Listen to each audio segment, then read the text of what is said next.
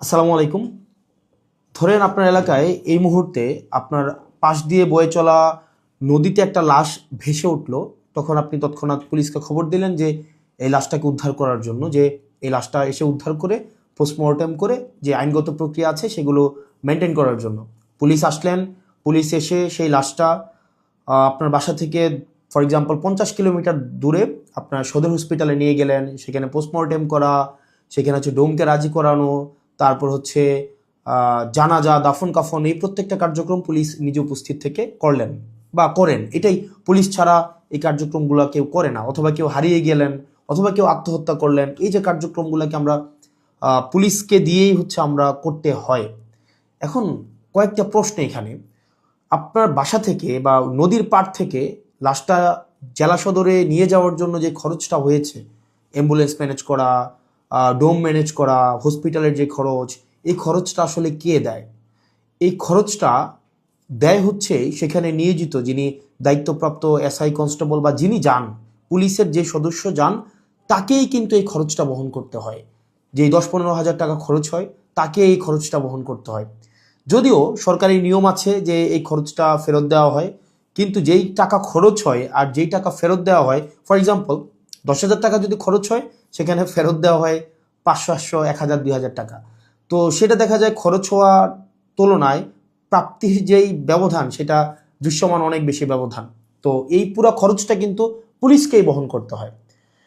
দ্বিতীয়ত হচ্ছে, আপনি যদি আপনার এলাকার থানাগুলাতে যান, থানাগুলাতে গিয়ে যদি দেখেন যে আপনার এলাকার এসআই, কনস্টেবল বা আপনার যারা সেবা দিয়ে থাকেন যে পুলিশগুলা কোন ধরনের পরিবেশে থাকেন, আপনি বিশ্বাস করেন, যদি আপনি ওই পরিবেশটা দেখেন, আমরা ইউনিভার্সিটিতে যেভাবে গণরুমে ছিলাম, এক রুমে গাদাগাদি করে অনেকজন, ফ্লোরিং করা, শুধুমাত্র তোষকটা থাকতো, উপরে ফ্যান নাই, যথাযথ পয় নিষ্কাশন ব্যবস্থা নাই, তারপরে হচ্ছে ভেন্টিলেশন সিস্টেম নাই। একটা মানবীয় জীবন বলতে যেটা বোঝায়, আপনার থানাগুলোতে পুলিশরা সেই ধরনের পরিবেশে থাকে।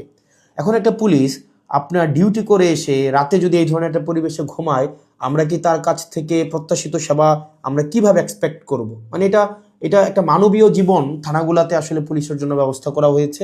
এত বছরেও পুলিশ এই সেবাগুলোতে, এই মৌল মানবিক পুলিশের যেই বেসিক যে সেবাগুলা, সেগুলো এখনো পর্যন্ত কিন্তু সংস্কার করা হয়নি। তৃতীয়ত, সবচেয়ে গুরুত্বপূর্ণ এবং তৃতীয়ত যেই অসুবিধাটি আমি থানাতে দেখলাম এই কয়েক মাসে, সেটা হচ্ছে আপনার থানা থেকে একটা অপরাধ কার্যক্রম সংগঠিত হয়, ফর এক্সাম্পল 15 কিলোমিটার, 20 কিলোমিটার দূরে। একদিনে অনেকগুলো অপরাধ কার্যক্রম সংগঠিত একটা থানায় হতে পারে। পারিবারিক কলহ, মাদকের সমস্যা, ছিনতাই, ডাকাতি, চুরি, একাধিক সমস্যা সেখানে ঘটতে পারে। এখন প্রশ্ন হচ্ছে, একটা থানায় যদি আমার 16-17টা ইউনিয়ন, 20টা ইউনিয়ন, কোনো কোনো জায়গায় তারও বেশি ইউনিয়ন, প্রত্যেকটা জায়গায় যদি কোনো ধরনের অপরাধ কার্যক্রম সংঘটিত হয়, ধরি 10টা জায়গায় সংঘটিত হইলো বা 5টা জায়গায় সংঘটিত হইলো, আমার এই 5টা জায়গায় কিন্তু তাৎক্ষণিক রেসপন্স করতে হয়। এখন তাৎক্ষণিক যদি আমরা রেসপন্স করতে চাই, সেই জায়গাগুলোতে পৌঁছাইতে অবশ্যই অবশ্যই আমাদের গাড়ির প্রয়োজন। মানে গাড়ি ছাড়া পায়ে হেঁটে তো নিশ্চয়ই এই ধরনের কার্যক্রমগুলোতে কখনোই পুলিশ তড়িৎ কোনো সিদ্ধান্ত বা তড়িৎ কোনো অ্যাকশন নিতে পারে না। কিন্তু আপনি যদি থানাগুলো যান, দেখবেন কোনো থানায় 10টা গাড়ির প্রয়োজন, 6টা গাড়ির প্রয়োজন, সেখানে থানাকে দেওয়া হয়েছে 1টা গাড়ি, 2টা গাড়ি। এখন পুলিশ তো আর বাসায় বসে থাকে না। আপনি কল দিলেন যে এখানে ঝামেলা হয়েছে, মানুষ মারা গিয়েছে, চুরি হয়েছে, খুন হয়েছে, পুলিশ কিন্তু আসতে হয়। তাহলে পুলিশ কিভাবে আসে? পুলিশ দেখা যায় এটা ভ্যান ভাড়া করে, একটা অটো ভাড়া করে, অথবা দেখা যায় একটা লেগুনা ভাড়া করে, সেইটা করে কিন্তু তাকে যেতে হয়। ওই যে ভাড়ার টাকাটা, এই ভাড়ার টাকাটাও কিন্তু পুলিশের পকেট থেকে দিতে হয়। দ্বিতীয়ত, এই যে ভাড়া করে যাওয়া আসা, তার যেই সময় নষ্ট হয়, ক্ষেত্রে দেখা যায় যারা অপরাধ সংঘটিত করে তারা কিন্তু ইতিমধ্যেই সেই জায়গা থেকে চলে যায় এবং আমরা সেবা বঞ্চিত হই। সেজন্য আপনি যদি পুলিশকে যুগোপযোগী করতে চান, পুলিশকে যদি আপনি হচ্ছে তার সেবা তাৎক্ষণিক জনগণের কাছে পৌঁছাইতে চান, অবশ্যই অবশ্যই তার ট্রান্সপোর্টেশন ব্যবস্থাটা অবশ্যই যথাযথভাবে করতে হবে। আপনি পুলিশকে ট্রান্সপোর্টেশনের গাড়ি দিবেন না। গাড়ি বলতে এখানে একটা পুলিশকে একটা গাড়ি, এটা বোঝানো হয় নাই। একটা কাভার্ড ভ্যান দেন, একটা 10টা পুলিশ একসাথে মুভ করতে পারে। তারপর হচ্ছে একটা থানায় যদি আপনি 5টা 6টা গাড়ি দেন, তাহলে সেক্ষেত্রে কিন্তু ওই এলাকার অপরাধ কার্যক্রম অবশ্যই দৃশ্যমান কমে আসবে। কারণ পুলিশ ইমিডিয়েট রেসপন্স করতে পারবে। কারণ পুলিশ যদি ইমিডিয়েট রেসপন্স করতে না পারে, অপরাধ সংঘটিত হয়ে যাওয়ার পরে যদি রেসপন্স করতে হয়, সেক্ষেত্রে দেখা যায় দিন শেষে অপরাধী কিন্তু পালিয়ে যায়। সেজন্য পুলিশের দক্ষতা, পুলিশের সেবা যদি আপনি জনগণের দ্বারগোড়া পৌঁছাতে চান, অবশ্যই আপনার ট্রান্সপোর্টেশনের ব্যবস্থা উন্নতি করতে হবে।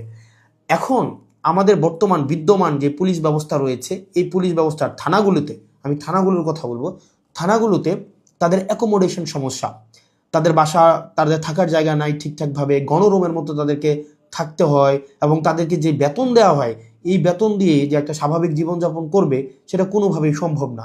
দ্বিতীয়ত হচ্ছে আপনি তাকে ট্রান্সপোর্টেশনের ব্যবস্থা করছেন না যথাযথভাবে। আপনি তাকে দেখা যাচ্ছে যে আপনি তাকে ঢাল তরোয়ার ছাড়া, ট্রান্সপোর্টেশন ছাড়া আপনি অপরাধী ধরতে পাঠাচ্ছেন, টহল দিতে পাঠাচ্ছেন। সেক্ষেত্রে কিন্তু তাকে ট্রান্সপোর্টেশন ম্যানেজ করা এবং সেখানে যে ভাড়া মেটানো, সেটাও কিন্তু তার পকেট থেকেই করতে হয়। সরকার যে অ্যালটমেন্টটা দেয়, সরকার যে বরাদ্দ দেয়, সেটা খুবই খুবই প্রয়োজনের তুলনায় অপ্রতুল। তৃতীয়ত হচ্ছে আপনি পুলিশে একটা আমি অনেকগুলো অফিসারের সাথে কথা বলেছি, রিটায়ার্ড অফিসার, চাকরিরত অফিসার, তাদের সাথে কথা বলেছি। পুলিশে ম্যানেজ করে নাও একটা কালচার আছে, ম্যানেজ করে নাও একটা কালচার। ফর এক্সাম্পল, আপনি কনস্টেবলকে পাঠাইলেন কোনো একটা জায়গায় আসামি ধরার জন্য, সেখানে 5,000 টাকা খরচ হবে যে আসামিটা ধরতে, ট্রান্সপোর্টেশন কস্ট বা তদন্ত এই জায়গাগুলোতে। তখন কনস্টেবল তার ঊর্ধ্বতন কর্মকর্তাকে উনি বললেন যে স্যার টাকা কোথায় পাবো? তখন বলে ম্যানেজ করে নাও। এখন ম্যানেজ করে নেওয়া অর্থ, সেটা নিশ্চয়ই আমরা বুঝেছি ম্যানেজ করে নেওয়া বলতে কি বোঝাচ্ছে। এবং আরও শঙ্কার বিষয় সেটা হচ্ছে পুলিশের অনেক বড় বড় প্রোগ্রাম হয়। এই প্রোগ্রামে অনেক ক্ষেত্রে, সব ক্ষেত্রে না, কিছু কিছু প্রোগ্রাম আগে হতো, এখন বর্তমানে আছে কিনা এটা আপনারা জানাবেন। আগে এরকম নাকি হতো, পুলিশের অনেকেই জানিয়েছে এরকম নাকি হতো, একটা বড় প্রোগ্রাম হবে, এই প্রোগ্রামে দেখা যায় ঊর্ধ্বতন কর্মকর্তারা অধীনস্থ কর্মকর্তাদের ভাগ করে দিত যে খাবারের দায়িত্বটা তোমার, ডেকোরেশনের দায়িত্বটা তোমার, লাইটিংয়ের দায়িত্বটা তোমার। তো এখন টাকা আসবে কোন জায়গা থেকে? ম্যানেজ করে নাও। তো দেখা যায় অধস্তন কর্মকর্তারা সেটাকে ম্যানেজ করে নিতেন। তো নিশ্চয়ই ম্যানেজ করাটা সরকারের দায়িত্ব, ম্যানেজ করা তো অবশ্যই কোনো কর্মকর্তা কর্মচারীর দায়িত্ব না। কিন্তু দেখা যায় অধিকাংশ ক্ষেত্রেই সরকার যে বাজেট বরাদ্দ দেয় পুলিশকে, এবং যেই পরিমাণ পুলিশের প্রয়োজনীয়তাটা, যেই পরিমাণ আমরা দেখলাম ল অ্যান্ড অর্ডার রিস্টোর করার ক্ষেত্রে, সামাজিক শৃঙ্খলা বজায় রাখার ক্ষেত্রে, শুধু যে গুম খুন এগুলো নিরসনের ক্ষেত্রে পুলিশের অবদান বা পুলিশের কার্যক্রম বিষয়টা এমন না। স্বাভাবিক শান্তি শৃঙ্খলা, নিরাপত্তা, জীবনমালের নিরাপত্তা নিশ্চিত করার ক্ষেত্রে কিন্তু পুলিশের স্বাভাবিক অনেক ধরনের কার্যক্রম হয়। আপনার পরীক্ষার ডিউটি থেকে শুরু করে অনেক ধরনের কার্যক্রম হয়, এবং পুলিশেরকে আরও বিভিন্ন কাজে ব্যবহার করা হয়। যেমন এটা খুবই খুবই, আমি পার্সোনালি এই জিনিসটাকে আমি সবার সামনেই বলছি, এই জিনিসটাকে আমি পার্সোনালি এই জিনিসটাকে কখনোই ওয়েলকাম করব না। অপ্রয়োজনীয় প্রোটোকল দেওয়া, যে যদি এলাকায় এমপি যায়, পুলিশকে দেখা যায় প্রোটোকল দিতে, অপ্রয়োজনীয়।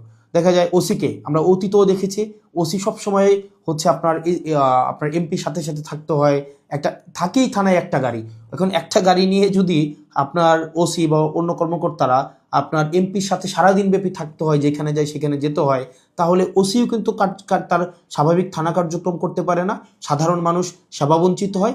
একই সাথে সাথে যে একটা গাড়ির, এই গাড়িটাও কিন্তু অপচয় হয়। সেই জন্য, এবং আপনারা জেনে থাকবেন যে এমপির সাথে পুলিশ সবসময় থাকে, কিন্তু এটা কিন্তু কোনো নিয়মে নাই, কোনো প্রোটোকলে নাই। এমপির সাথে পুলিশ থাকবে, এটার কোনো প্রোটোকল নাই, কোনো প্রোটোকলেই নাই। এটা আগে রাজনৈতিক যে কালচার ছিল, রাজনৈতিক কালচারে পুলিশ এমপির একটু নজরে পড়ার জন্য বা একটু স্বাভাবিকভাবে এই কার্যক্রমগুলো, পুলিশকে রাজনীতিকীকরণ হওয়ার কারণে পুলিশ যে স্বপ্রণোদিত হয়ে সব ক্ষেত্রে করেছে বিষয়টা এমন না, পুলিশকে করতে বাধ্য করা হয়েছে ক্ষেত্র বিশেষে। তো সেজন্য আমরা যদি পুলিশের সেবাটাকে জনগণের দোরগোড়ায় পৌঁছাতে চাই, আমরা যদি চাই জনগণ যথাযথভাবে পুলিশের সেবাটা পাক, তাহলে কিন্তু অবশ্যই আপনি পুলিশের, বিশেষ করে থানা পর্যায়ের থানা পুলিশের, কারণ সবচেয়ে বেশি কিন্তু থানায় পুলিশকে সাধারণ মানুষ যায়, আপনি থানার পুলিশের অবশ্যই আপনি তার আবাসন ব্যবস্থা নিশ্চিত করতে হবে, যথাযথভাবে তার বিশ্রামের পরিবেশ আপনি নিশ্চিত করতে হবে, নিরাপদ পানির ব্যবস্থা নিশ্চিত করতে হবে, খাবারের ব্যবস্থা নিশ্চিত করতে হবে, এবং তার ডিউটির এখানে একটা প্রোটোকল আপনার নিশ্চিত করতে হবে। আপনি 24/7 একটা মানুষ কখনোই, একটা স্বাভাবিক মানুষ স্বাভাবিকভাবে কখনোই ডিউটি করতে পারে না। 2 নম্বর বিষয় হচ্ছে ট্রান্সপোর্টেশনের ব্যবস্থাটাকে আপনি নিশ্চিত করতে হবে। একটা থানায় একটা গাড়ি দিয়ে একটা থানা কখনোই চলতে পারে না, 2টা গাড়ি দিয়ে একটা থানা কখনোই চলতে পারে না। আপনি পুলিশের উপর চাপিয়ে দেবেন যে ম্যানেজ করে নাও। পুলিশ যখন ম্যানেজ করতে যাবে, তখনই কিন্তু জনগণ পুলিশের একটা সাংঘর্ষিক অবস্থা তৈরি হয়। তখনই উৎকোচ গ্রহণের এক ধরনের বৈধতা মানসিকভাবে উৎপাদিত হয়। সেজন্য আমরা পুলিশকে এই ম্যানেজ করে নেওয়ার প্রবণতায় না ঠেলে দিয়ে সরকারের কাছে এই বিষয়গুলো নিয়ে আমাদের আহ্বান থাকবে বাজেট বৃদ্ধি করা, এবং সেগুলোর হচ্ছে আমাদের যে টেকনিক্যাল জায়গায় আমাদের রিসোর্স সেখানে হচ্ছে আমাদের ইনস্টল করতে হবে। তৃতীয়ত তার মানে অ্যাকোমোডেশন, তারপর হচ্ছে ট্রান্সপোর্টেশন, আর হচ্ছে 3 নাম্বার যেটা হচ্ছে অযাচিত যেই রাজনীতিকীকরণের যে বিষয়টি রয়েছে সেটি থেকেও পুলিশকে আমাদের মুক্তি দিতে হবে। সাধারণ জনগণ এবং পুলিশের মাঝখানে কোনো মধ্যস্বত্বভোগী থাকা কখনোই উচিত না। তো আমরা পুলিশের কখনোই, আমরা শুরু থেকে, আপনি যদি যান আমার টাইমলাইনে এখনও আছে যে অগাস্ট থেকে 2024-এর অগাস্ট থেকে পুলিশের যেই টেকনিক্যাল হচ্ছে রিসোর্স ইনস্টল করা, তাদেরকে সেটাকে এনরিচ করা, পুলিশকে জনমুখী করা, রাজনৈতিক প্রভাবে বলের বাহিরে নিয়ে যাওয়া, তাদের আবাসন, স্বাস্থ্য, চিকিৎসা সেগুলো যেন যথাযথ হয় সেটি নিশ্চিত করা, তার পেশাদারি যেই ব্যয় হয় সেই পেশাদারি ব্যয় যেন সরকারি খাত থেকে হয়, তাকে যেন সেটির জন্য ম্যানেজ করা কালচারে না যেতে হয়, সেটির জন্য কিন্তু আমরা গুরুত্ব দিচ্ছি। সেজন্য আমরা সংসদে এই বিষয়গুলো নিয়ে কথা বলবো যদি আল্লাহ সুযোগ করে দেয়, এবং যেহেতু সুযোগ করে দিয়েছে একই সাথে সাথে সরকারের কাছে বা মানুষের কাছেও যে এই যে পুলিশের, আমরা যে তৃণমূলের পুলিশের যে জটিলতাগুলো সেগুলো আমার কাছে মনে হয়েছে সবার জানা উচিত, যেহেতু থানাগুলোকে আমরা এখন খুব ক্লোজলি দেখছি, সেজন্য সবাইকে জানানো। আর পুলিশের প্রতি আমাদের সবসময় সংবেদনশীলতা রয়েছে, এবং আমরা চাই পুলিশ জনগণের হয়ে উঠুক, কোনো রাজনৈতিক দলের না, পুলিশ হয়ে উঠুক সবার। পুলিশের সাথে জনগণের সম্পর্ক থাকবে হৃদ্যতার, এবং প্রত্যেকটা মানুষ যেন ভয়হীনভাবে সেখানে অভিযোগ জানাতে পারে, এবং অপরাধী নির্মূলে পুলিশ সবসময় যেন সুদৃঢ় ভূমিকা পালন করতে পারে রাজনৈতিক যে কোনো প্রভাবের ঊর্ধ্বে উঠে। পুলিশের আবাসন সমস্যা, ট্রান্সপোর্টেশন সমস্যা, পুলিশের বাজেট বৃদ্ধি এবং পুলিশের ম্যানেজ করে নেওয়া কালচার থেকে পুলিশকে অবশ্যই মুক্তি দিতে হবে। আসসালামু আলাইকুম রহমতুল্লাহি ওয়া বারাকাতুহু।